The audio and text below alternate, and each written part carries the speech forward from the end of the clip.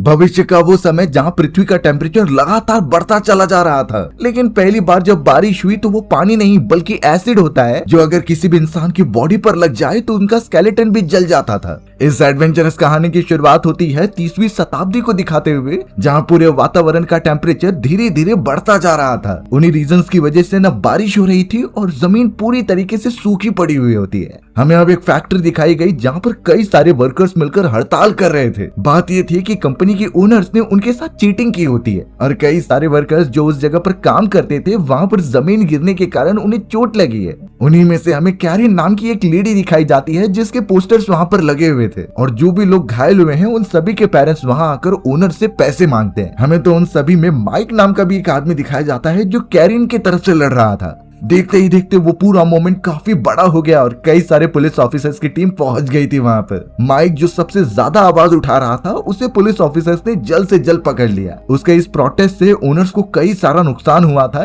इसीलिए police officers mic को अपने साथ पुलिस स्टेशन लेकर चले जाते हैं। माइक के पैरों पर चिप लगा दिए गए जिससे कि वो कहीं भी आउट ऑफ कंट्री ना जा सके। यानी उसे अरेस्ट तो किया गया है पर उसे छोड़ दिया जाएगा और उसके ऊपर निगरानी रखी जाएगी। अब माइक वहाँ से सीधा कैरिन नाम की उस लेडी के पास आ जाता है। कैरिन जो हॉस्पिटल में मौजूद थी और उसका एक पैर टूट चुका था। लेकिन कैरिन को जब होश आया और वो जब माइक को देख रही थी तो यही कहने लगी कि तुम्हें ये चीजें नहीं करनी चाहिए। अब इस मोमेंट पर हमें पता चला कि माइक की पहले से एक शादी हो चुकी थी, लेकिन हाल ही में उसका एक डाइवोर्स भी हुआ है। लेकिन अब वो कैरिन के साथ अपनी आगे की जिंदगी गुजारना चाहता है। माइक की तो एक बेटी भी है जिसका नाम सलमा था। फिलहाल के लिए माइक कैरिन के साथ ही रहता है और उसकी देख रेख करता है। अब हमें दूसरी तरफ एक हाई स्कूल के अंदर सलमा को दिखाया गया जो कि एक टीनेजर थी और अपने फ्रेंड्स के साथ अलग अलग एक्टिविटी करने आई थी। सलमा को अपने फादर के बारे में पता था और शुरुआत से ही उनसे ज्यादा उससे कनेक्शन होता है, लेकिन डाइवोर्स के बाद माइक बहुत कम बारी अपने बेटी से मिलने आया करता है। अब थोड़े ही दूरी पर हमें कुछ स्कूल के फ्रेंड्स दिखाए जाते हैं जो कि एक वीडियो देख रहे थे। ये वीडियो किसी और की नहीं बल्कि वही प्रोटेस्ट की होती है जिस फैक्ट्री के अंदर माइक भी बहुत ज्यादा आवाजें उठा रहा था। लिटरली वो सारे फ्रेंड्स सलमा के फादर यानी माइक की वीडियोस देखते हैं कि कैसे उसे मारा गया। वो तो उसका लगातार मजाक भी उड़ा रहे थे, लेकिन जब ये बात सलमा को कहीं से पता चली तो वो बहुत गुस्सा हो जाती है। वो सीधा अपने उन दोस्तों के पास गई और मोबाइल को लेकर उन्हें काफी ज्यादा मारना स्टार्ट कर दिया, क्योंकि सलमा को ये बिल्कुल भी एक्सेप्टेड नहीं कि कोई उसके फादर की बेइज्जती करे। इसीलिए अब होना क्या था, उसने अपने फ्रेंड्स को बहुत ज्यादा मारा। पर प्रॉब्लम इस बात की हो गई कि ये सारी चीजें प्रिंसिपल के पास चली जाती हैं। प्रिंसिपल ने तो सलमा और उसकी मदर को भी बुला लिया था जिसका नाम एलिस होता है। एलिस तो डाइवोर्स के बाद एक इंडिपेंडेंट वुमेन बन गई थी जो एक छोटे मोटे काम करती है अपने बेटी को पढ़ाने लिखाने के लिए। लेकिन जब प्रिंसिपल से उसे शिकायत मिलती है सलमा के अगेंस्ट तो वो काफी गुस्सा होने लगी। एलिस तो उनसे माफी मांगते हुए कहती है कि वो अपनी बेटी को समझाएगी, पूरी गलती सलमा की है। जल्द से जल्द बातचीत करने के बाद एलिस अपनी बेटी सलमा को लेकर घर पर आ जाती है। अब इस मोमेंट पर हमें आसपास का थोड़ा ओवरव्यू दिखाया गया कि कैसे टेम्परेचर के कारण जमीन एकदम सूख चुकी है, ना ही कोई पेड़ पौधे जिंदा बचे हैं और ना ही कोई पानी के आसार दिखाई दे रहे हैं। एलिस तो सलमा को अच्छी तरीके से समझाती है कि तुम्हें ये नहीं करना चाहिए, पर सलमा को अपने फादर माइक से मिलना था, इसलिए एलिस ने अपनी बेटी को सांत्वना देते हुए ये कह दिया कि वो अगले हफ्ते आ ही रहे। इस मोमेंट पर भले ही वो फैमिली अलग अलग है, लेकिन थोड़े समय में कुछ ऐसी आपदा आने वाली है जिससे सब इकट्ठा हो जाएंगे। कई समय की वेटिंग के बाद आखिरकार सलमा अपने फादर माइक से मिल ही लेती है। माइक उसके घर पर आया था उससे बातचीत करने के लिए। माइक को भी अपनी बेटी से मिलना अच्छा लगता था, लेकिन फिलहाल के लिए उसे हॉस्पिटल जाना होगा कैरिन की देखरेख करने के लिए। सलमा ने तो अपने फादर को रोकने की बहुत कोशिश की कि आप यहीं पर क्यों नहीं रहते, लेकिन इस बात पर माइक का एक ही जवाब था कि उसका जब खराब समय चल रहा था तो कैरिन ने उसका साथ दिया था, तो अब जब कैरिन को सबसे ज्यादा उसकी जरूरत है तो उसे वहाँ पर प्रेजेंट रहना होगा। सलमा इस बात से थोड़ा उदास हो जाती है और अपने फादर को रोक नहीं पाती। अब उसी रूम के अंदर एक टीवी ऑन था जहाँ पर अलग अलग तरीके की न्यूज दिखाई जा रही थी।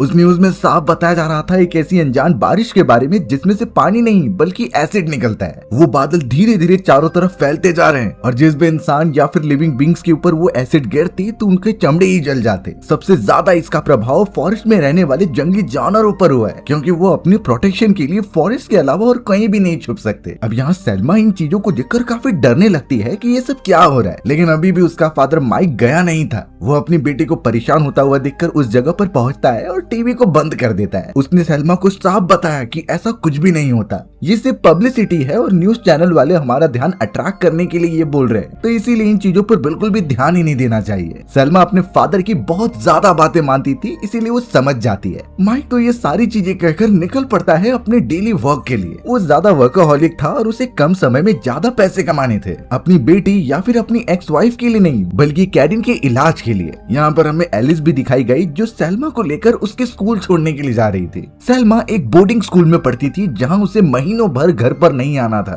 सलमा को वहाँ पढ़ना अच्छा भी नहीं लगता, लेकिन ये उसकी मजबूरी होती है। एलिस जल्द से जल्द सलमा को लेकर स्कूल की तरफ चली गई और वहाँ से छोड़कर अपना काम खत्म करने लगी। घर पर जब वो वापस आकर एकदम अकेली थी तो उसे एहसास होता है कि फैमिली कितनी ज्यादा इम्पोर्टेंट है। उसने माइक को छोड़कर सच में बहुत बड़ी गलती कर दी। अब उसी मोमेंट पर पता चला कि चारों तरफ बारिश होने लगी है, लेकिन ये बारिश वही एसिड रेन थी जिसके बारे में शायद एलिस को जरा भी अंदाजा नहीं था। बारिश और भी ज्यादा तेज होने लगी और अच्छा हुआ कि एलिस घर में थी तो उसे बिल्कुल इसका एहसास नहीं होता। लेकिन जब उस खिड़की से बारिश की कुछ बूंदे फर्श के ऊपर गिर रही थी तभी उस फर्श से गर्म होने के बाद धुएं निकलते हुए दिखाई देते हैं। ये चीजें एलिस ने नोटिस नहीं की, इसीलिए वो देख नहीं पाती और उसने खिड़की भी बंद कर दी होती है। अब अगले दिन जब एलिस अपने काम पर थी तो उसके कुछ फ्रेंड्स उसे एक न्यूज दिखाते हैं, यानी कि ऐसे ड्रेन के बारे में, और वो एग्जैक्ट उनके ही शहर में हुआ था। एलिस इन चीजों को देखकर एकदम से शॉक हो गई। ब्रॉडकास्ट और न्यूज चैनल के अकॉर्डिंग ये एसिड ड्रेन और भी बड़ी मात्रा में होने वाली है, इसीलिए सभी को आदेश दिया गया है कि वो अपने घर के अंदर ही छुपे रहे। अब इस समय पर एलिस को अपनी बेटी सलमा की बहुत ज्यादा फिक्र होने लगी। वो इस वक्त कहाँ होगी और उसे एसिड रेन के बारे में पता भी है कि नहीं। इसीलिए अब एलिस कुछ करने से पहले सीधा अपने एक्स हस्बैंड माइक को कॉल लगाती है। उसने सब कुछ बता दिया कि कैसे आसपास ये चीजें हो रही हैं और अब उसे अपनी बेटी सलमा की बहुत ज्यादा फिक्र है। इसीलिए वो माइक को कह रही थी कि तुम सलमा से कांटेक्ट करो और ये बात तो और अच्छी होगी कि तुम मेरे साथ आ जाओ और हम साथ मिलकर सलमा को ढूंढने चलते हैं। अब माइक भले ही उस फैमिली से अलग हो चुका था, लेकिन अभी भी वो अपनी बेटी से प्यार करता है। वो बिना कुछ सोचे समझे अपनी वाइफ के पास आने लगा। हमें सलमा दिखाई जाती है जो बोर्डिंग स्कूल का नया ईयर चालू कर रही थी। इस समय सभी बच्चे आउटसाइड एक्टिविटी के लिए निकल पड़ते हैं। सबसे पहले उन्हें हॉर्स राइडिंग सिखाई जाएगी जिसमें सलमा भी पार्टिसिपेट करती है। सारे घोड़ों और बच्चों को फॉरेस्ट के अंदर लेकर आया गया, लेकिन सलमा को काफी प्रॉब्लम हो रही थी।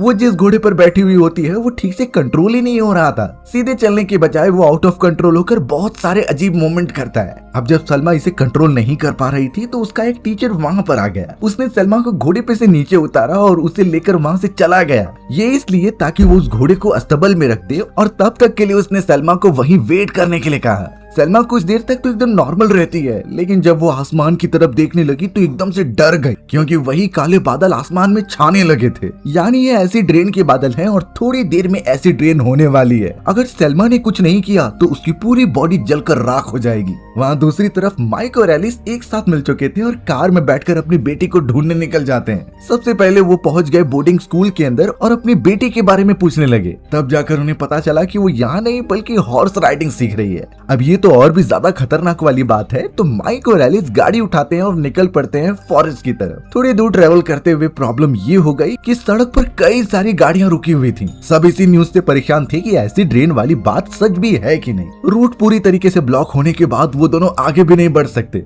अब बेचारी सलमा जिस जगह पर खड़ी हुई थी वहाँ एसिड रेन के बादल पहुंच रहे होते हैं और उस जगह पर मौजूद कई सारे घोड़े उसकी तरफ भागते हुए आते हैं। उन घोड़ों की चमड़ी पूरी तरीके से जल रही थी एसिड रेन की वजह से। सलमा तो इन चीजों को नोटिस करके और भी ज्यादा पैनिक होने लगी। वो भी उस जगह से बचकर निकलने का ट्राई करने लगती है। लेकिन एक अच्छी बात तो ये हो गई कि माइक और एलिस अपनी कार लेकर वहाँ पहुंच गए थे। उन्होंने ऑफ रोडिंग करना स्टार्ट कर दिया ताकि वो अस्तबल में पहुंच जाए। एसिड रेन तो होना स्टार्ट हो चुकी थी और वो सीधा सलमा और उस गाड़ी की तरफ बढ़ रही होती है। माइक ने तो जैसे तैसे अपनी बेटी सलमा को देख लिया और वो गाड़ी से बाहर निकलकर उसकी तरफ भागता है। दोनों एक दूसरे से मिलकर काफी खुश थे, लेकिन ये समय एंजॉयमेंट करने का नहीं है। एसिड रेन ठीक उनके पीछे है और बॉडी से लगने के बाद वो पूरी तरीके से जल जाएंगे। इसीलिए अब माइक अपनी बेटी सलमा को बहुत तेजी से लेकर भागता है अस्तबल की तरफ। वहाँ एक बड़ा सा चैम्बर था जिसके अंदर तुरंत ही घुसकर वो सेफ हो जाते हैं। वो अपनी आंखों से देख पा रहे थे कि बारिश की बूंदें जिस जगह पर गिरती वो जलने लग जाती। जस्ट इमेजिन अगर ये हमारी बॉडी पर गिरे तो हमारे चमड़े का क्या होगा। कई देर तक वो दोनों उसी जगह पर फंसे रहे। बाद में माइक ने फिर अपनी एक्स वाइफ एलिस को कॉल करके उसे लोकेशन बताई।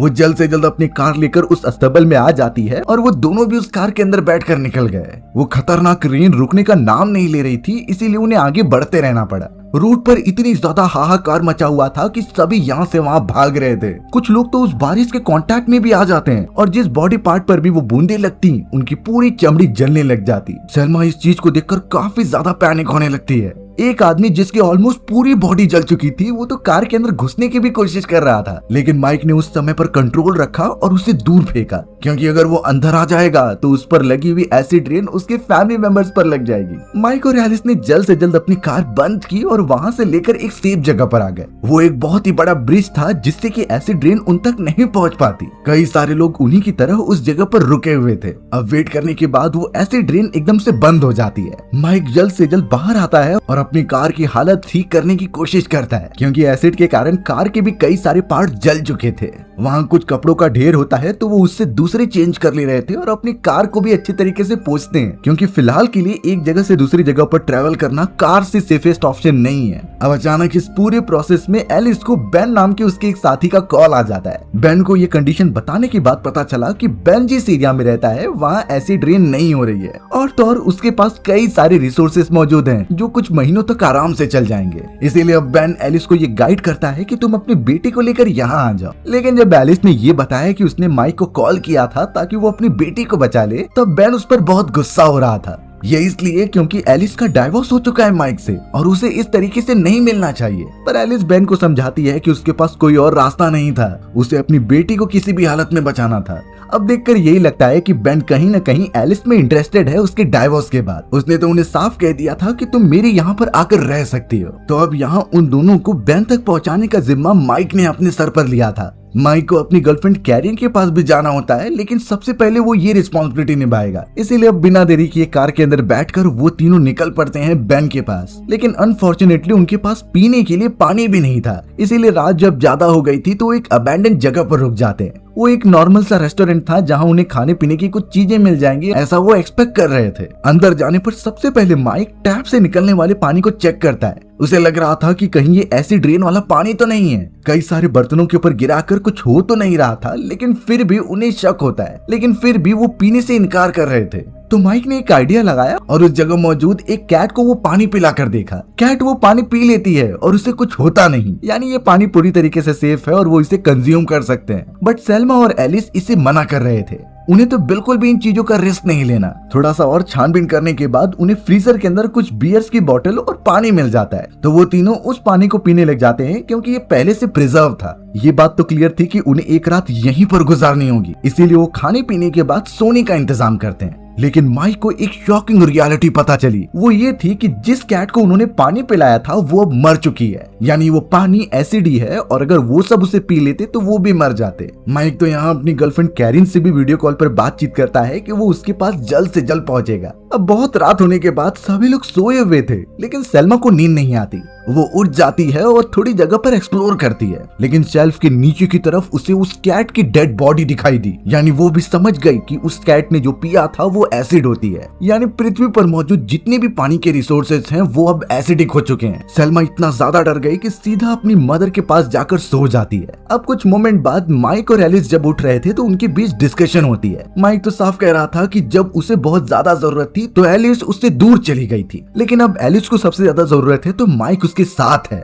अगर वो भी सेम ऐसा ही करती तो उनका डाइवोर्स कभी नहीं होता। ये सारी बातों का डिस्कशन उनके बीच होता रहता है और सुबह होने पर वो सीधा निकल पड़ते हैं बेन के अड्डे की तरफ। अब अगर ऐसी खतरनाक कंडीशन कभी हमारे सामने आ जाए जहाँ पर इतनी खतरनाक एसिडिक रेन चारों तरफ फैली है और जरा सा भी बारिश का पानी हमारे ऊपर पड़े तो हमारी बॉडी ही जल जाएगी, तो आखिर हम इससे बचेंगे कैसे? सबसे पहले इतना जान लेना है कि ये एसिड रेन होती कब है। ये काले बादल और एसिड रेन तब क्रिएट होती है जब बहुत ज्यादा पॉल्यूशन बढ़ जाता था। इस पूरे प्रोसेस में दो कंटेंट बहुत ही ज्यादा इंपॉर्टेंट होते हैं एसिड रेन के बादलों को क्रिएट करने के लिए, सल्फर डाइऑक्साइड और नाइट्रोजन ऑक्साइड। ये दोनों कंपोनेंट फैक्ट्रीज, व्हीकल और कई सारे पावर प्लांट से जनरेट होते हैं, जो सीधा धुएं के माध्यम से इन्वायरमेंट में जाकर छोड़ दिए जाते थे। यही चीजें पॉल्यूशन क्रिएट करती थी और वो काले बादल भी, जिससे कि एसिडिक रेन होती। तो हम बोल सकते हैं कि उस एसिडिक रेन से जो पानी गिर रहा है वो सल्फर डाइऑक्साइड और नाइट्रोजन ऑक्साइड ही है। तो अब इससे सेफ रहने का सबसे अच्छा तरीका यही है कि आप वेदर फोरकास्ट बहुत अच्छी तरीके से देखें। हर एक कंट्री के अंदर उनका सेंट्रल पॉल्यूशन कंट्रोल बोर्ड होता है, उसमें हमें सारी जानकारी मिल जाएगी कि जो बारिश हो रही है वो एसिडिक है भी कि नहीं। एयर के AQI रिपोर्ट्स भी आपको यहीं से देखने मिल जाएंगे।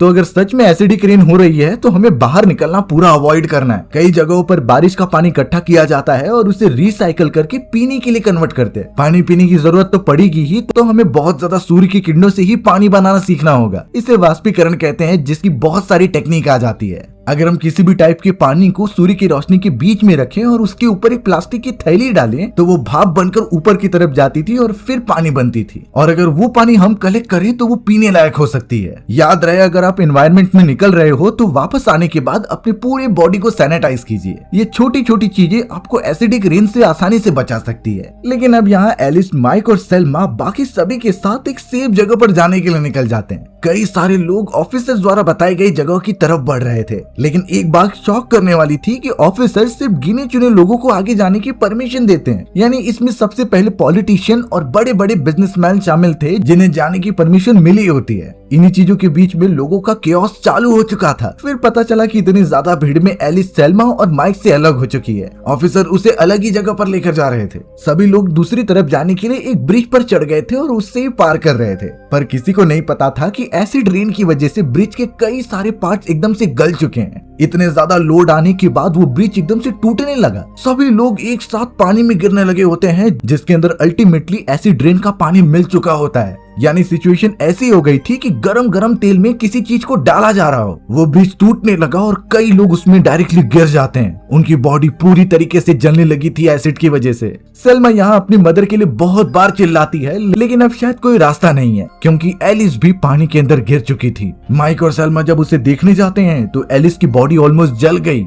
यानी उसकी जान चली गई थी। माइक सेल्मा को संभाल रहा था और वो ये कंफर्म कर चुका होता है कि वो मर गई है। किसी भी हालत में अब माइक को सेल्मा को प्रोटेक्ट करना होगा। थोड़ी देर में कैरिन का भी कॉल आता है माइक के पास, जो बता रही थी कि उसे किसी दूसरे हॉस्पिटल में ट्रांसफर किया जा रहा है और उसका वो पैर की सर्जरी जल्दी होने वाली है। माइक का उस जगह पर रहना बहुत जरूरी था, इसीलिए वो सबसे पहले सेल्मा को एक सेफ जगह पर लेकर जाने लगता है, ऑफिसर्स द्वारा बताए गए एक हिडन एरिया के यहाँ पर। उन ऑफिसर्स के वैन में बचे हुए लोगों को अच्छी तरीके से फॉरेस्ट में लेकर जाने लगे। सभी लोग ऑफिसर्स पर भरोसा कर रहे थे, लेकिन जिस रास्ते पर जाना था वहाँ कई सारे पेड़ पौधे गिरे होते हैं, तो उन्हें वहां से उतारकर पैदल चलाते हुए किसी दूसरे एरिया में लेकर जाने लगे। अब यहाँ सब कुछ तो ठीक था, लेकिन अगले ही मोमेंट में वापस से वो काले बादल आने लगे, यानी एसिड रेन धीरे धीरे चालू हो जाती है। ऑफिसर से लेकर हर एक नॉर्मल इंसान वहां से भागने की कोशिश करता है। उन्होंने वो हिडन एरिया के बारे में डायरेक्शन तो बता दी थी, लेकिन इस समय किसी को कुछ सूझ नहीं रहा था। माइक तो सेल्मा को भी प्रोटेक्ट करने की कोशिश करता है, बट सेल्मा नीचे गिर गई थी। उसके पैर में चोट लग गई, इसीलिए वो ठीक से चल नहीं पाती। बाकी सब आगे निकल चुके थे और माइक को भी अच्छी तरीके से रास्ता पता नहीं था, पर वहाँ पीछे की तरफ एसिड रेन उनका वेट नहीं करने वाली।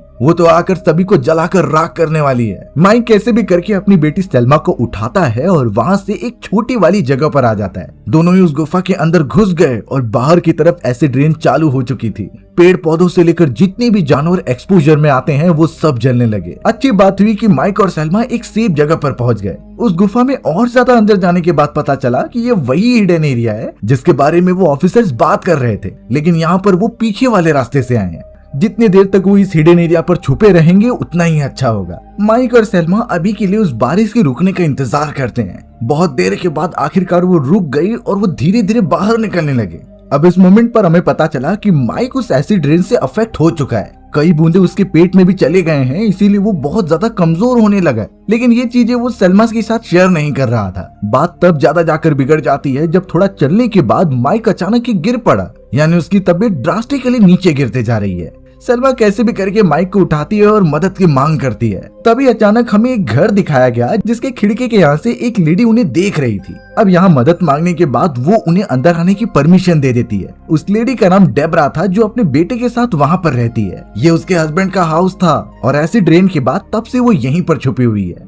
डेबरा माइक और सलमा को देखकर काफी ज्यादा चिंतित थी और कहती है कि तुम दोनों यहाँ रुक सकते हो, लेकिन उसके पास कोई भी खाने पीने की चीजें नहीं है। जो भी बची हुई है वो उसके और उसके बेटे के लिए। अब यहाँ माइक को किसी भी हालत में अपनी गर्लफ्रेंड कैरिन के पास पहुंचना था, तो वो उससे डिस्टेंस पूछता है कि वो जगह कितनी दूर होगी। डेबरा को इस लोकेशन के बारे में पता था, तो वो कह देती है कि वो यहाँ से काफी दूर है और इस तरीके से डायरेक्टली ट्रेवल करना बहुत खतरनाक हो सकता है। लेकिन वो माइक को रोकती नहीं और कहती है कि तुम्हें यहाँ आराम करना है तो तुम कर सकते हो। फिलहाल आज रात के लिए माइक और सेल्मा यहीं रुकने का डिसाइड कर देते हैं। डेबरा बार बार उन दोनों के ऊपर नजर रख रही थी, शायद उसे इनके ऊपर शक है। अब हमें सलमा को दिखाया गया जो आसपास घूमते हुए एक मशीन के पास पहुंची। वो मशीन कोई मेडिकल मशीन थी और जैसे ही वो एक्सप्लोर करने जाती है तभी डेबरा वहां पहुंच गई और सलमा को पीछे हटने के लिए कहा। माइक भी वहां आकर कंडीशन संभालने की कोशिश करता है, लेकिन अब डेबरा गुस्सा होकर बोलने लगी कि तुम यहाँ से चले जाओ, तुमने इस मशीन को चुराने की कोशिश की है, जबकि सलमा का ऐसा कोई भी इंटेंशन नहीं था। अब माइक जब डेबरा की मदद करने के लिए रेडी होता है तो उस मशीन को वो बेसमेंट वाले एरिया में लेकर आए और डेबरा ने ये बताया कि मेरे बेटे की एक किडनी खराब है,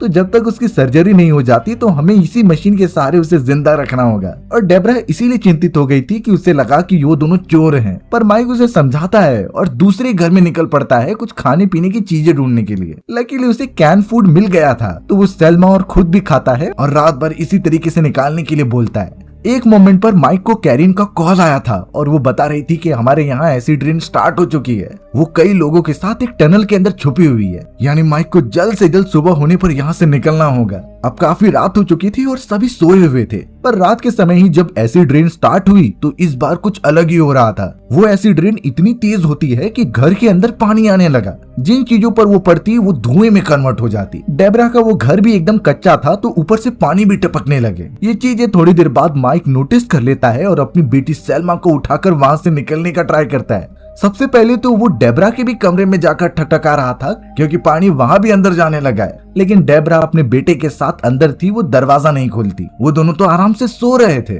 बट अब कई बार ट्राई करने के बावजूद जब कोई रिप्लाई नहीं आता तो माइक सलमा को लेकर बाहर निकलने लगा। वो डेबरा की कार ले लेता है और कहता है कि हमें निकलना होगा, बट सलमा इंसानियत के नाते कहती है कि हमें डेबरा को भी लेना होगा। पर माइक उसे हार्श रियलिटी समझाता है कि अभी हमें अपनी प्रोटेक्शन करनी है। तो अब भारी भरकम एसिडिक रेन में वो कार के अंदर मौजूद थे और आगे बढ़ते हैं। सलमा कार में बैठकर बहुत सारी बातें कर रही थी कि वो बच पाएंगे कि नहीं, लेकिन इन्हीं चीजों की वजह से माइक का दिमाग काफी दर्द देने लगा था। उसे भी नहीं पता कि आगे क्या होगा, इसीलिए वो अपनी बेटी सलमा को चुप रहने के लिए कहकर उस पर चिल्लाता है। सलमा को भी ये बात बहुत बुरी लगी, इसीलिए वो तुरंत ही कार का दरवाजा ओपन करती है और सीधा वहाँ से दूर भागने लगती है। ये पूरी तरीके से सलमा की जिद थी जो कि उसकी जान खतरे में डालने वाली है। माइक भी एक समय पर सोच रहा था कि वो यहाँ से चले जाए अपनी गर्लफ्रेंड कैरिन के पास, लेकिन सलमा की जिम्मेदारी उसने उठाई थी तो वो उसे ढूंढने लगता है। थोड़ी देर में पता चला कि भले ही बारिश रुक चुकी है, लेकिन एक पाइप पूरी तरीके से टूट गया है और उसके अंदर से एसिड रेन निकल रहा है। वो पूरा पानी अब जमीन पर फैलने लगा था। बेचारी सलमा जिस जगह पर थी वहाँ भी वो पानी आ जाता है, इसीलिए वो टूटे फूटे हुए कार के मलबे के ऊपर चढ़ जाती है। जब तक वो वहाँ पर है एकदम सेफ रहेगी। साथ ही साथ वो अपने फादर माइक को आवाज भी दे रही थी ताकि वो उसे लोकेट कर सके। लकीली माइक को वो आवाजें सुनाई देती हैं, इसीलिए वो अपनी कार लेकर तुरंत ही आगे बढ़ने लगा। पर अफसोस वहाँ काफी ज्यादा कीचड़ थी। उसकी कार वहीं कीचड़ में फंस जाती है और आगे नहीं बढ़ पाती।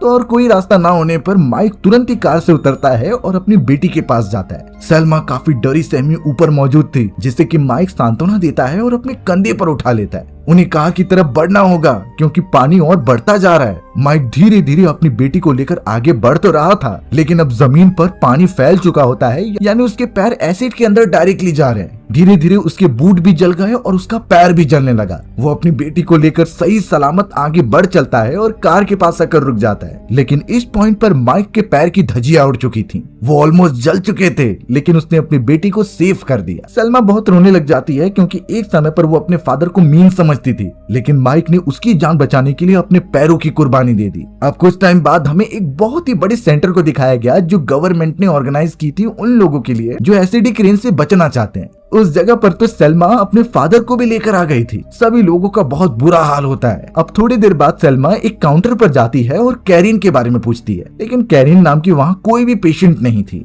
फिर वो अपने फादर माइक के पास चली आती है, जिसे एक रूम में इलाज किया जा रहा था। यहाँ पता चला कि माइक के दोनों पैर जो जल चुके थे उन्हें काट दिया गया है, नहीं तो वो सारे इन्फेक्शन ऊपर तक चले आते। बट अच्छी बात यह है कि वो जिंदा है। होश में आने के बाद माइक सलमा से सबसे पहले कैरिन के बारे में पूछता है, पर अफसोस कैरिन अभी तक यहाँ पहुंची नहीं है। माइक अपनी बेटी के साथ वहाँ एकदम सुरक्षित था, लेकिन ऑलमोस्ट उसकी पूरी फैमिली खत्म ही हो चुकी है और हमारी भी कहानी यहीं एंड हो जाती है। सो व्यूअर्स, अगर आपको मेरा नरेशन 1% भी अच्छा लगा होगा ना तो वीडियो को लाइक एंड चैनल को सब्सक्राइब जरूर कर देना। मिलते हैं इसी तरीके की मजेदार वीडियोस में, तब तक के लिए बाय बाय।